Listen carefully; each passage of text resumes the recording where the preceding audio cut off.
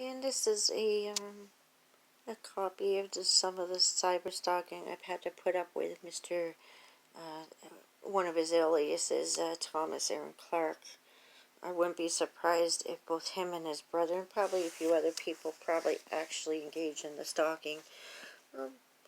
But basically what happens is I get a little sarcastic.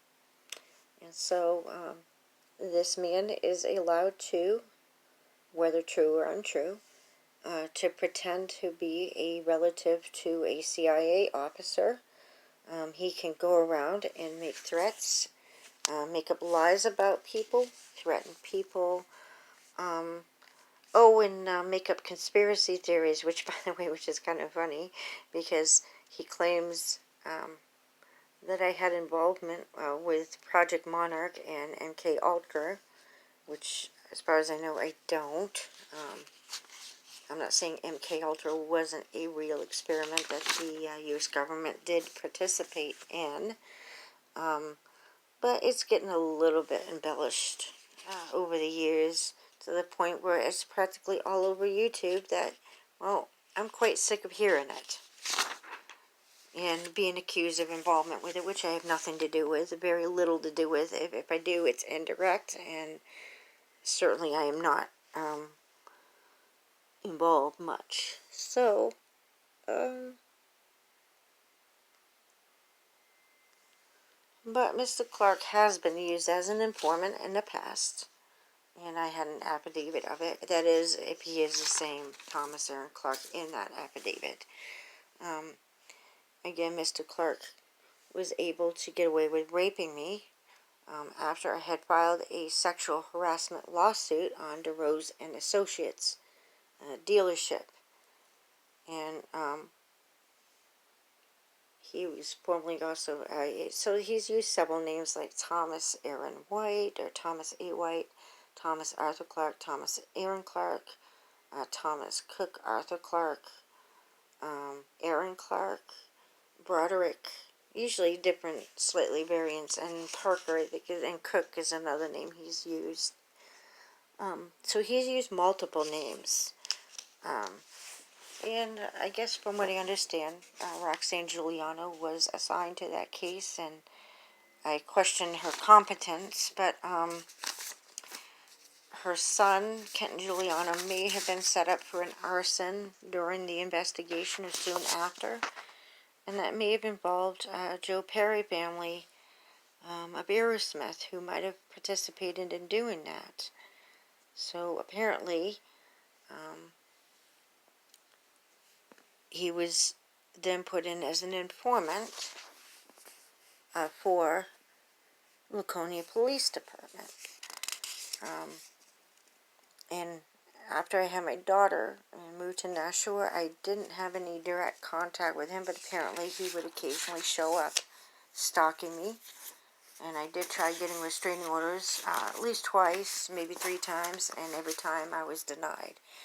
So people like Jen Starr, they can get restraining orders. People like me, we get nothing. We also are denied the right to marry, and denied the right to have a normal life. If we go to school, we get harassed for it. If we try to go in the military, which I had planned on going in the military after high school, this whole harassment started then. And of course, he was formerly married to Heather Landry after she divorced Merton Doobie, who also attended, or who went to DeRose and Associates as well. So this involves some people that I went to high school with. They got dragged into this, or he dragged people into this. So he accuses me of involvement with this bizarre militia that I had nothing to do with. The guy's completely unhinged. And Thomas has been IEA'd before.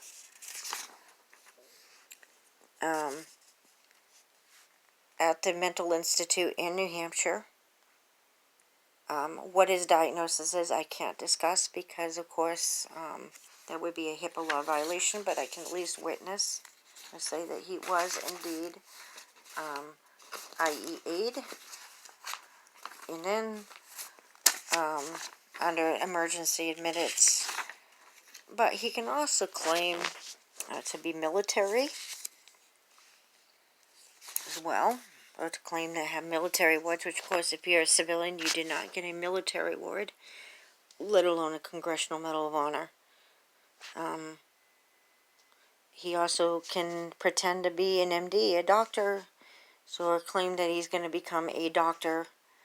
And of course, he threatened to give me the needle, say that I was, and his friends said they were going to feed me worms and all that, or feed me to worms or whatever. Apparently, he may have gotten hold of some and somehow did that up here in Kansas. But I, again, can't say for sure. But he's pretty rude, childish. And what I will say is that he did work for Alere Medical prior to all of this, and prior to me filing a complaint with the CIA. I actually did file a complaint with the FBI, the CIA, and with Interpol. I contacted Interpol because Mr. Clark involved somebody by the name of Benjamin Fitzgerald, who again I don't know, who also made false accusations against me, claiming I was a drug dealer in Australia. And I have never been outside the United States. What I do know, though, is that James E. Marpunga, who also worked with DeRose, was an illegal immigrant, and Roxanne Giuliano, the incompetent investigator, never told me about this. And he had involvement, of course, with fake passports and stuff like that. So, it makes me wonder about Mr. Clark. But Mr. Clark here claims that, of course, his uncle was going to get... He admits that he's an NCO, by the way, in the Army, not CIA. So, Mr. Clark is a liar. And then he also claims that he was going to get a Congressional Medal of Honor under the name of Timothy Strong. And then Sabrina Duval, his accomplice here, I guess now it's Corey, same last name as the person who owned my cab company that I drove for, Sammy or Corey, claims that he did get a certificate or whatever, but I've never seen any actual certificate, so as far as I'm considered, it's bullshit. So you can go on a website, Congressional Medal of Honor Society, and you can find that no Timothy Strong's listed. They'll give you a list of everybody that's ever gotten a Congressional Medal. Timothy Strong did not. The closest one in his family that may have was a James N. Strong, way back when he served in the Solomon Islands in 1942, so that was World War II era. It had nothing to do with Mr. Clark or his own uncle, other than that he may have been a relative. Again, that's even debatable. But this is what happens. Regardless of whether he does have family that is or isn't. So there's no excuse by the feds. Hit to Interpol. So there's no excuse at all for his antics or his behavior or for ignoring my rights. And same thing with the U.S. Supreme Court, who denied me even copies of paperwork so that I could file an appeal. So the U.S. Supreme Court is also involved in covering up the child trafficking of my daughter. So I guess, you know, they're the ones that made themselves look even worse by not taking care of their problem. Mr. Clark, though, clearly isn't accurate in his information, and he makes up a lot of stuff. So,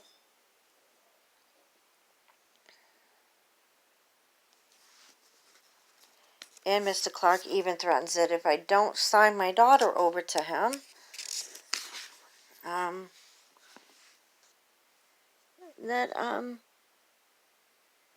he's going to terminate my rights. So that's extortion, and he's admitted to the kidnapping. And then we have him, saying all kinds of bizarre stuff. Oh, yes, that I had an affair with Mr. Fallon. I never had an affair with Mr. Fallon, by the way. That's a complete lie. I've only spoken to John Fallon maybe once or twice. So that's it there. But yeah, this guy makes up all kinds of stuff. Says I poisoned him in prison when I've never even been to prison. I have a clean criminal record, so how could I poison him with Jen Starr in prison? Um, like I said, he even accused me of being a crack whore, and which isn't anywhere remotely true. I was a art teacher at Keystone Hall, which does work with people that are rehabilitating from substance abuse. It was a volunteer position set up with Community Action Program in Nashua. So if he did find out I was going there, then I guess he was stalking me and came to unreasonable, hasty conclusions and made some assumptions. And if people do go for rehab for drug problems, he's got a problem with shaming them for it. So whether true or untrue, it doesn't really matter. The point of the matter is that he's full of crap. Either way. And again, he says the same thing, insists that I had an affair. Well, this is anonymous, but I'm pretty sure it came from him. Claiming a Buddha, I guess that's John Paul Paroli, a member of his order. Some guy in a Gnostic Charismatic Catholic Church that broke away either from the OTO or is an offshoot of the OTO and has a problem, I guess, with some other group. I don't really know who they are, but I did meet the guy, but he admitted that he had the tail to steal my kids. So, again, Thomas was the one involved with these people, along with that supposed Chabot, and I don't even know them. So apparently Mr. Clark is trying to drag me into some fight between two or three different church groups that I have really nothing to do with. And he might have tricked me into that, but that's beside the point. Again, this should have been taken care of by the authorities. And he claims that I want my daughter out of his life, which is true, I do, because he's not responsible, and he's very, very unhinged person. And here's kind of just a clue that he's involved with that charismatic OTO group, or whatever they call them, run by John Paul Paroli. He actually calls me the Horror of Babylon, which I guess they kind of individually acted out some of their. I looked into them a little bit. I don't really understand them that much, but anyway, from a biblical point of view, it's supposed to be symbolic, but these people seem to act it out individually, so that's just bizarre too. Oh, and another thing he claims that I have involvement in 9/11, which is really silly, because, like, I'm in New Hampshire. What does New Hampshire have to do with 9/11? I had nothing to do with 9/11 at all. And then he mentions about somebody that he might have drowned. I don't know. The guy's crazy. He was told to stop cyber stalking me, so there's, again, no excuse for the authorities to hold him accountable and hold these other people who clearly were acting with him in this manner on purpose. So people think that he didn't make these threats. He says I made it all up, and I'll prove to you that that's not the case.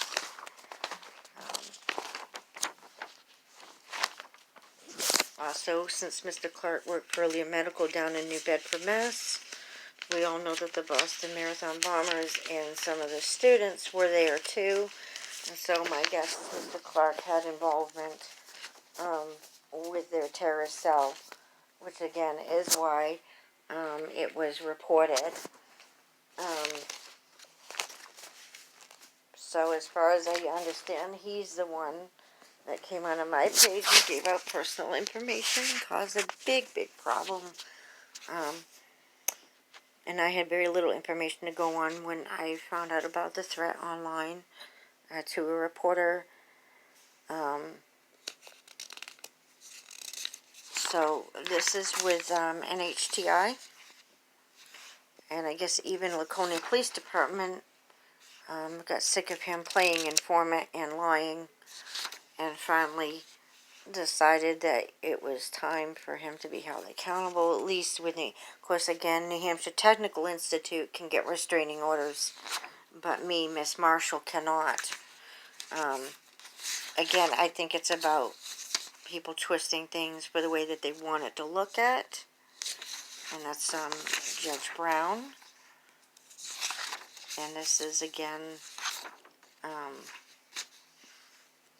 just some stuff on this filing of the case. It did become the permanent orders. So Kenneth Brown, I guess, who actually might be a distant relative to me on my grandmother's side.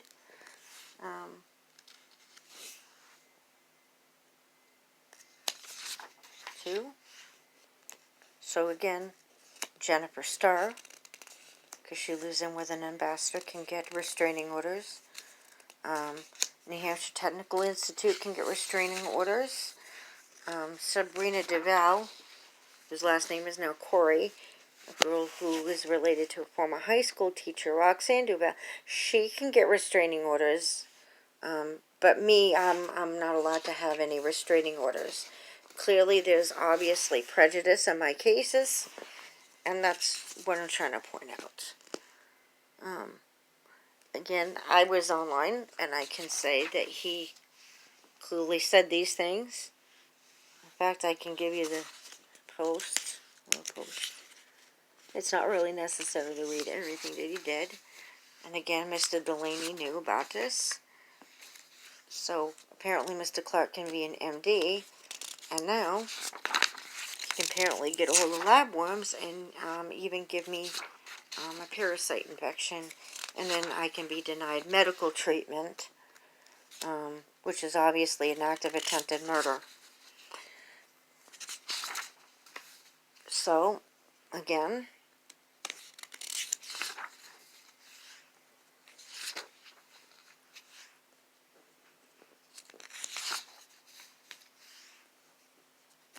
and so this is just the pre-orders. This is what I saw online, and the police said he did say this. And apparently he doesn't like Jew people, so I guess he's a racist. Oh yes, and he threatened war against the United States, so apparently he's absolutely nuts. Of course, that would be treason. And so it's even questionable whether he's actually the right Thomas Clark in this affidavit. I don't know. The guy's nuts, either way you look at it. And, anyway, Mr. Clark did threaten again to damage my intestines. And he even, threatened to give me the needle. I had been over the phone briefly once on him. He also had his girlfriend Sabrina steal my purse when I tried to come back to New Hampshire to straighten this out. And so my guess is that she probably used that information to make it look like I did crimes in Australia or something. I don't know. But the harassment with these people is obviously particularly out of a particular school called Pembroke Academy. And it seems to be that that's where this problem stems.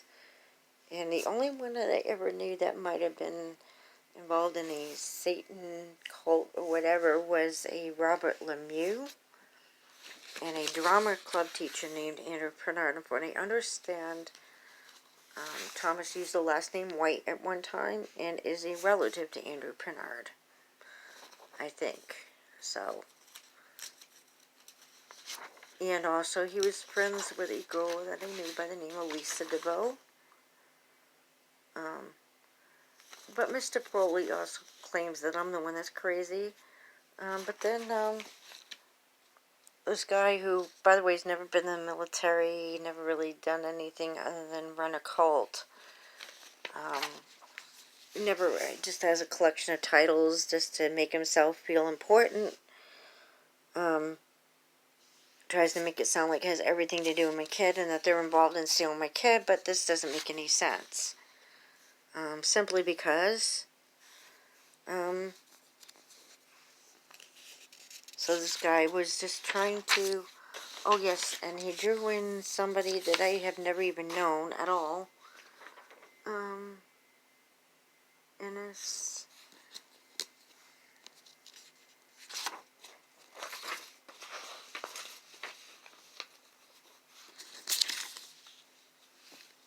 but he claimed that a NSA officer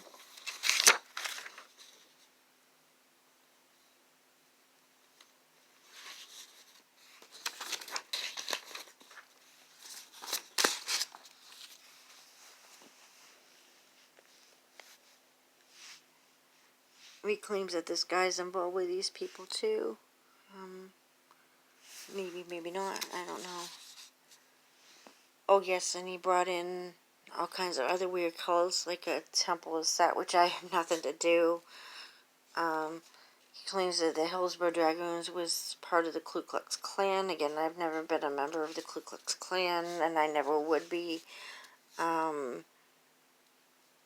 Claims that there's some people in Kentucky involved, which I don't even know anybody in Kentucky.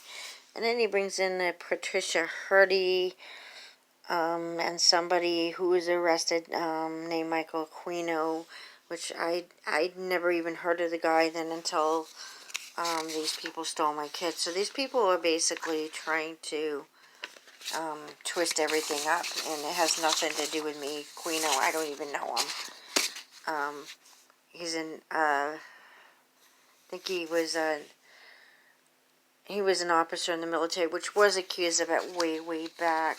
But he's never been arrested for anything or even found to be convicted of it. So, again, looks like Mr. Paroli, Thomas, and the rest of them are just trying to get away with a crime that they committed pretty much on their own. I do know that the only thing to do with the whole Oath Keepers may have had to have been an offshoot of that affidavit, but that's even uncertain. Either way, that involved the Rhodes, and from what I understand, Deborah Rhodes and Bill Rhodes run an underground church, and they go around and they accuse people of being witches.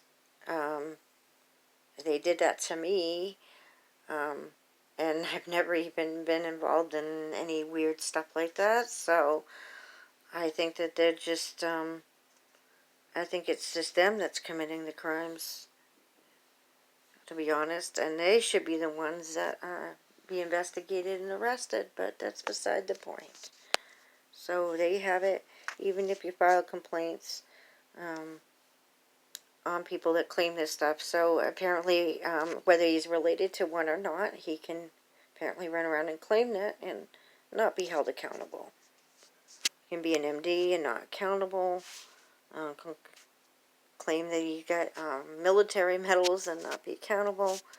And I'm the only one out of all of these people that is not allowed to have any restraining orders on this person. Something is very wrong. And it certainly isn't me.